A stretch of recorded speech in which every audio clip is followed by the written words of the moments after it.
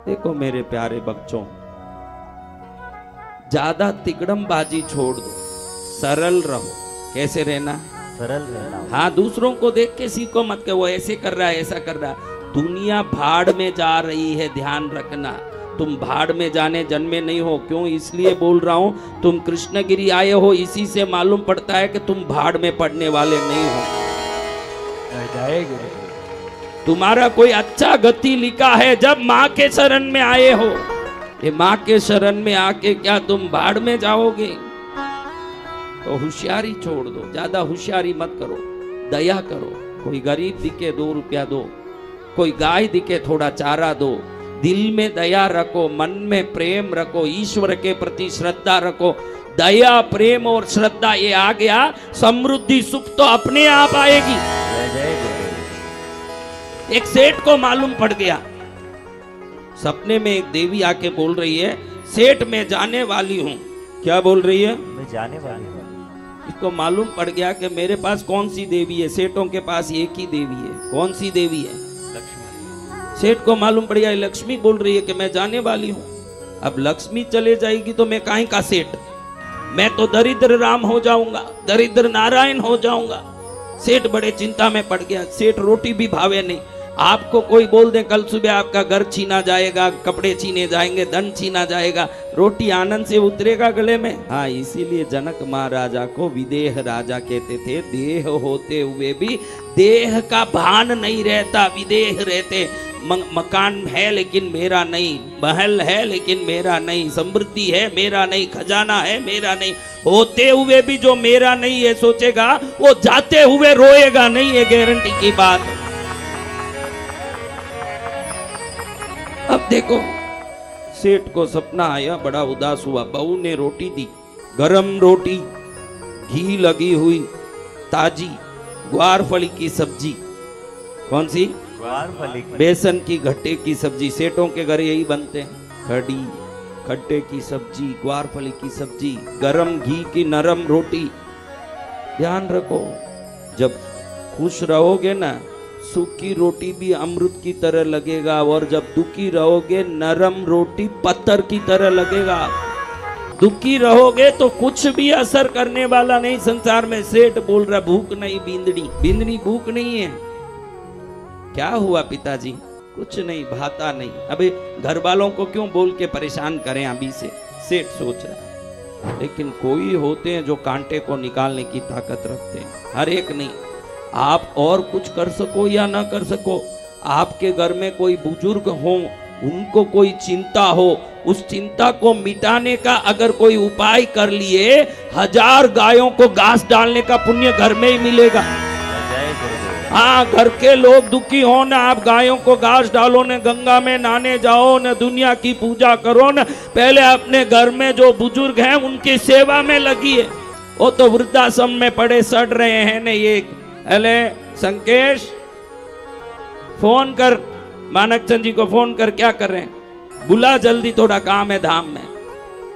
मानक चंद जी, संकेश बोल रहा हूं, गुरुदेव ने आपको याद किया है। गुरुदेव को कहना परसों पहुंच जाऊंगा, मैं अभी विश्वनाथ के दर्शन में आया हुआ काशी। गुरुदेव, मानक चंद जी बोल रहे हैं कि विश्वनाथ के दर्शन में आए हैं काशी। अच्छा, वो मानक चंद जी जो अपने माँ बाप को वृद्धाश्रम में डाला है और विश्वनाथ का दर्शन कर रहा है। विश्वनाथ के दर्शन की भी जरूरत नहीं है, तेरा जन्म दिए हुए नाथ को संभाल ले, सब नाथ खुश हो जाएंगे। हाँ, अपने नाथ ही जगन्नाथ हैं। हाँ, घर वाले रोते रहे न, दुनिया की सेवा करने जाओ, कृष्णगिरी आने की भी जरूरत नहीं। जिस दिन अपने माँ बाप परिवार के बुजुर्गों को खुश रखोगे, पद्मावती आएगी आपको मिलने के, भाई ले मैं रिवार्ड देती हूँ तेरे को। जय जय गुरुदेव। क्या देगी? रिवार्ड। हाँ, माँ बाप को खुश रखने की कोशिश करो। बहू बड़ी समझदार थी। बहू ने अपने ससुर को पूछा, पप्पा आपके चेहरे में उदासी जरूर है, कुछ तो परेशानी है, बताओ मेरे को, मैं आपकी बेटी नहीं हूं क्या? ये भी ध्यान रखने जैसा है। जो बहू को बेटी की तरह रखेंगे और बेटी अपने सास ससुर को माता पिता की तरह देखेगी, उस घर में गहने कपड़े चीजों की कोई जरूरत ही नहीं, प्रेम ही श्रृंगार बन जाएगा। उस घर में प्रेम ही श्रृंगार है, बाकी सब श्रृंगार होके भी अगर घर के रिश्तों में कमी है तो सभी श्रृंगार बाहर है और कुछ नहीं। श्रृंगार क्या है? बाहर है। बहुत सोच के आसपास देखते हुए सेठ जी कहते हैं, बेटा मेरे बाबू को मत बता देना, तेरे को बता रहा हूं, तू समझदार है इसलिए बता रहा हूं। रात में देवी प्रकट हुई और देवी को देखते ही समझ गया कि लक्ष्मी है, क्योंकि उसके सिर पर श्वेत हाथी अभिषेक करा रहे थे उसका। वह हाथ में कनक कुंभ, हेम कुंभ, स्वर्ण कुंभ लेके बैठी थी और सोने का घड़ा लेके धन बरसाने वाली तो महालक्ष्मी है, और हम तो सेठ लोग दिवाली में उसी की पूजा करते हैं। सेठ जी कहते हैं कि देवी आके कह रही है, सेठ मैं जाने वाली हूं। क्या कह रही है? मैं जाने वाली हूँ। अगर लक्ष्मी चली गई तो हमारा क्या होगा, फिर हम कैसे रहेंगे? नगर सेठ का ये पद, लोगों में सम्मान, यश, कीर्ति, मर्यादा, मान सब जाएगा बहू। वही सोच के बड़ा चिंता में पड़ गया, जिंदा ही प्राण निकल गया मेरा।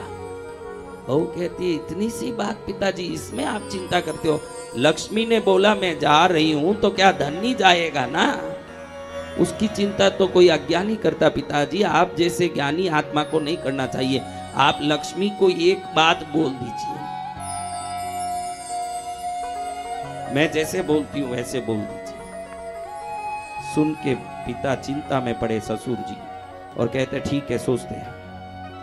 उसी दिन लक्ष्मी फिर सपने में आई, आके कहती है, सेठ मैंने बोला ना मैं जा रही हूं। बहू ने सिखा दिया था बात। सपने में सेठ जी बोल रहे हैं देवी को, देवी आप जाना, कोई मना नहीं है, आपका धन हमको चाहिए ही नहीं, लेकिन हमारे दिल में दान धर्म की दया बनी रहे, ये आशीर्वाद देके ही आपको जाना पड़ेगा। हाँ, क्या आशीर्वाद देके जाना पड़ेगा? दान करने की और धर्म करने की हमारे में बुद्धि बनी रहे अंत समय तक, ये आशीर्वाद देके जाना पड़ेगा। सेठ जी ने यही बोला, देवी दान और धर्म करने का आशीर्वाद दो, धन हमको नहीं चाहिए। देवी का मुंह पीला पड़ गया। देवी लक्ष्मी है ही पीली, वो पीली पड़ी तो कैसी पीली पड़ी होगी?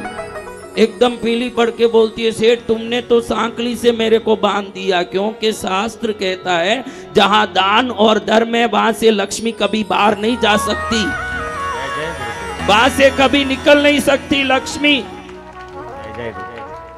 तुमने बोल दिया मुझे धन नहीं चाहिए, मुझे दान और धर्म चाहिए, मैं धन की देवी हूं, ऐसे दुनिया सोचती है।